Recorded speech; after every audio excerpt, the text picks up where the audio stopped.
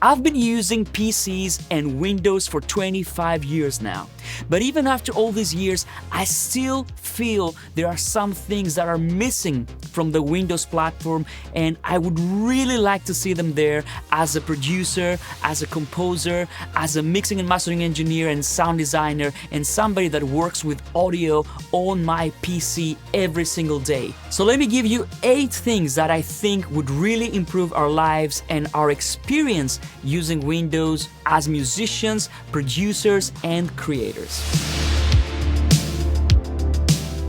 I see this video as a follow-up to my MacBook Pro M1 video that I did a while ago. I had lots of responses from you on this video, and thank you so much. And some of you assumed that I've already switched to the Mac, 100% Mac, and that's not the case. I still use my PC, it's right here, and I'm not close to completely switching to the Mac, and I'm not sure if I'm gonna do this. Actually, I'm making this video so I can explain all the reasons that kind of make me lean a little bit towards the Mac platform at this stage. And please bear in mind, whatever I say it from a professional's point of view. So if you're doing music as a hobby, you don't need to spend loads of money getting a super powerful Mac or even a super powerful PC. But from a professional point of view, you need reliability, you need to be able to fix things quickly, you need to be able to have things working without messing about and doing IT work instead of doing music. Personally, I used to build my PCs on my own. I would get all the parts,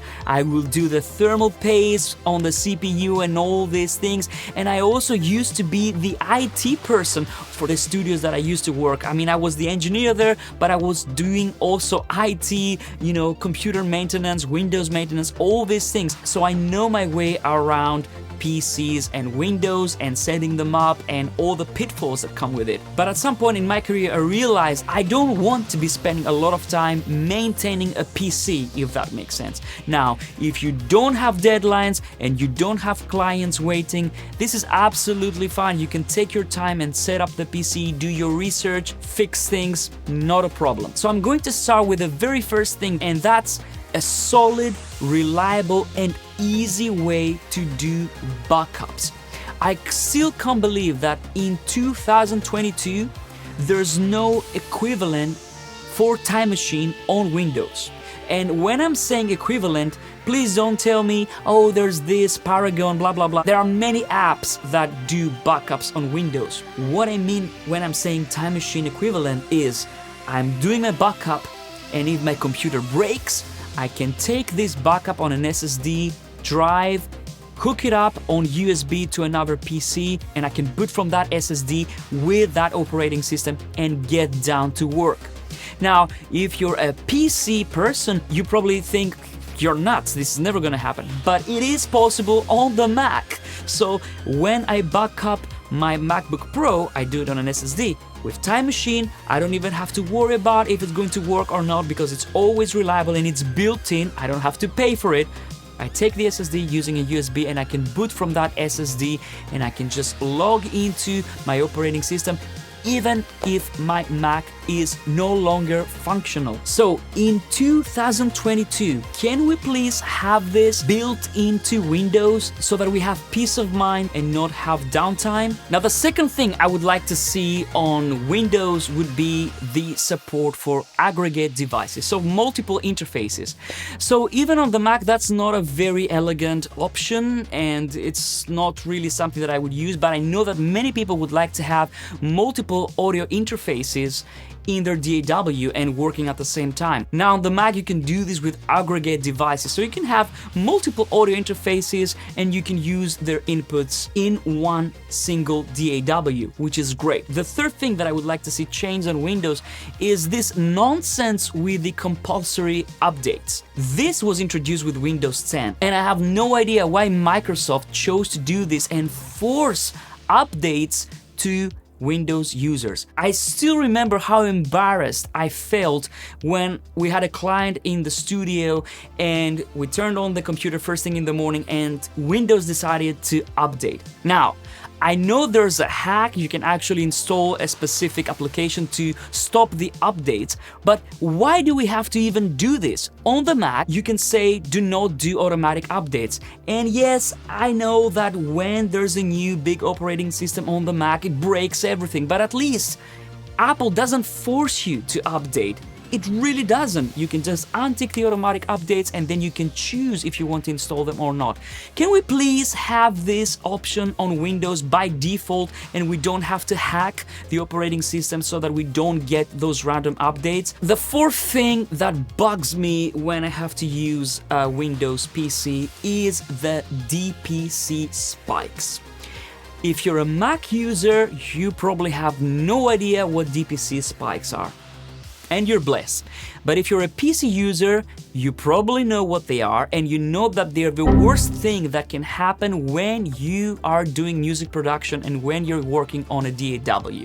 Because what DPC spikes will do, they will cause dropouts, they will reduce the performance of your computer dramatically. I'm talking about sometimes you might get like 50% less performance because of DPC spikes. If you don't know about DPC spikes, then you might be blaming something else for the poor performance of your computer. So you might be blaming your audio interface, you might be blaming your DAW, and so on and so forth. DPC spikes are in general caused by devices like graphics drivers, Ethernet controllers, Bluetooth controllers, Wi-Fi controllers, all these things. And I can't believe these are still in 2022, they're still a thing. The most common culprits for these DPC spikes are NVIDIA and ADI drivers. It doesn't matter, both of them are horrible. If you install the full driver package, you're going to get DPC spikes.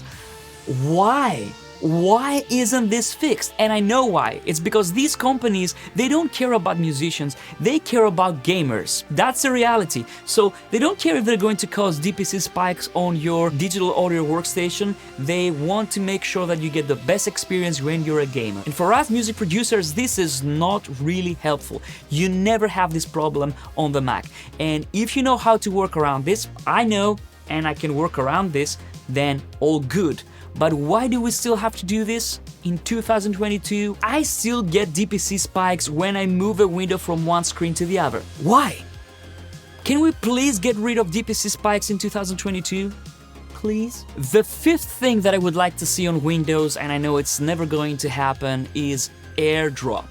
Now, if you're a Windows user and you haven't used AirDrop, it's really hard to explain how useful and handy it is and how much it affects your productivity. So for example, let's say I receive an email from a client on my phone and I have notes for a production, maybe some tweaks for mixing. I can just copy these notes on my phone and paste them into the Cubase notepad just like this. I don't have to email them to myself. I don't have to open a Chrome window in order to do this. This I can do very easily.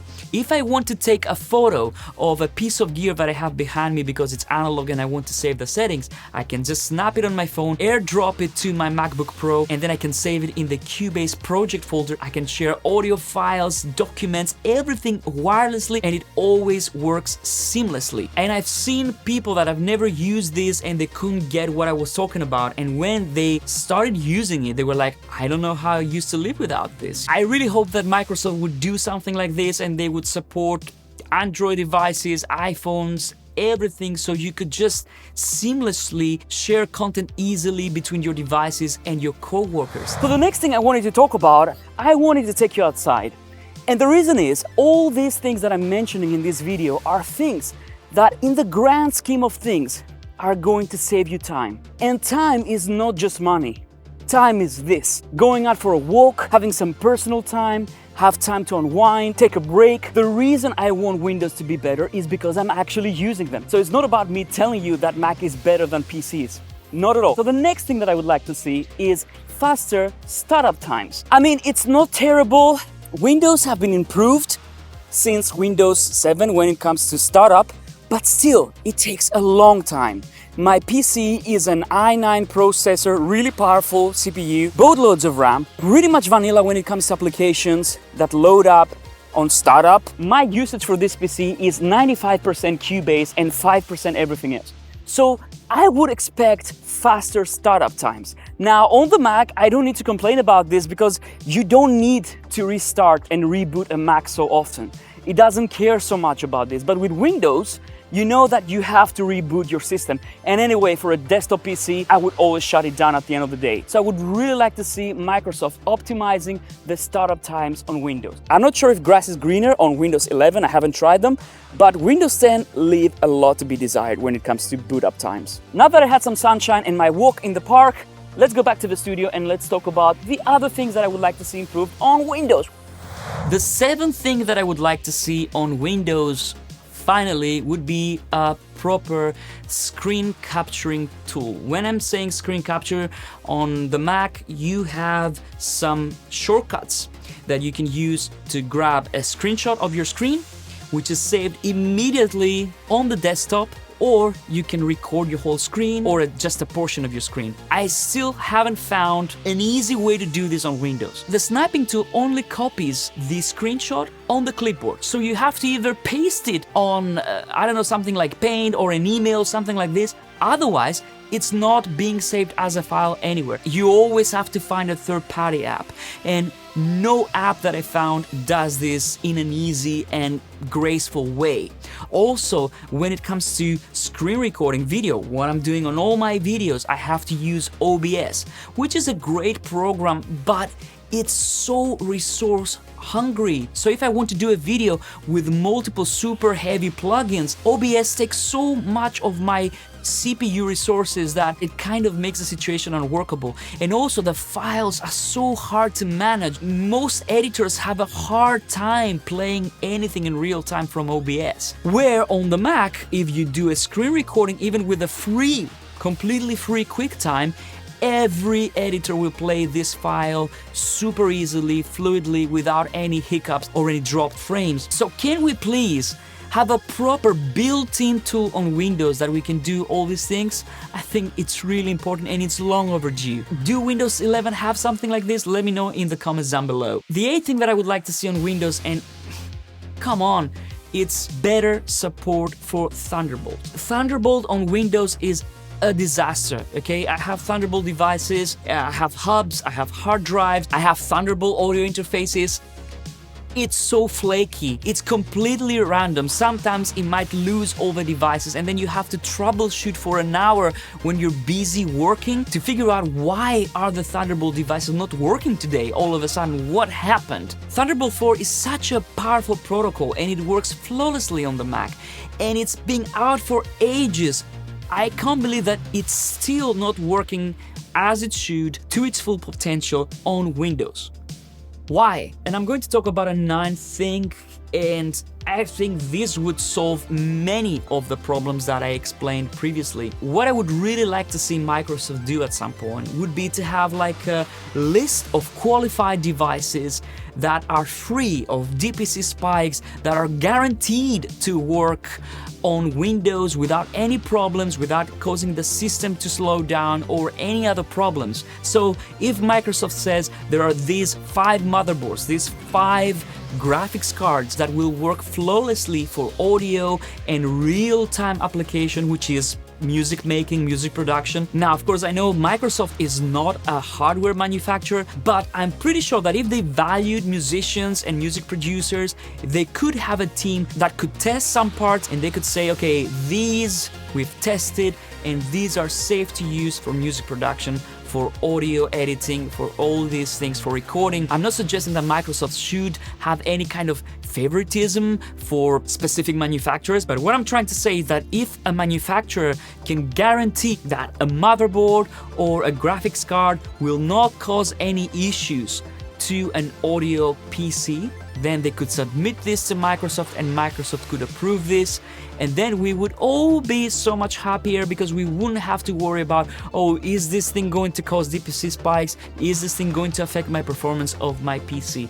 So I think in some way, in some sort of way, they could do this. And I also want to address a thing that came up on my M1 video, and this is, you know, that Apple really doesn't allow you to repair a Mac and all these things. In my experience, the support from Apple up to this point, I've had 4 MacBook Pros, iMacs, and so on and so forth. It has been incredible, and I've even had them replace the whole logic board 4 years after I bought my MacBook Pro, and they were very good at repairing things, and they're also very fast. Pair this with the fact that you can always have a backup, and it's always going to work if you get a replacement or if you use another Mac in the meanwhile, especially right now where there's shortages for everything. If a part on your PC fails, I'm terrified, to be honest with you. I don't know what I would do, you know, because there's not availability for anything. So there you go, my friends. This is what I would really like to see